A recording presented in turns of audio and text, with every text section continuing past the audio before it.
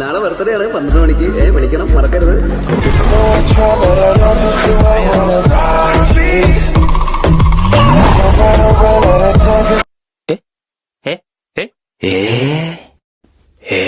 അവൻ ഭ്രാന്തനായി അഭിനയിക്കുക. അല്ലെങ്കിൽ എന്തിനാ അവൻ എല്ലായിടത്തും പറയണം? അവനെന്താ ഭ്രാന്ത? താനാരാ?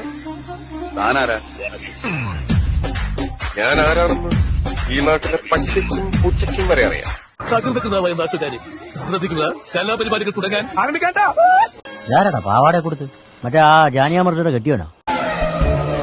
ജോസിനെ വിളിച്ചു വരുത്തി ഒരു നേരത്തെ ആഹാരം കൊടുക്കണമെന്ന് ഒരുപാട് നാളുണ്ട് ആഗ്രഹിക്കുന്നത്. പക്ഷെ ഇന്നാണ് നടന്നത്.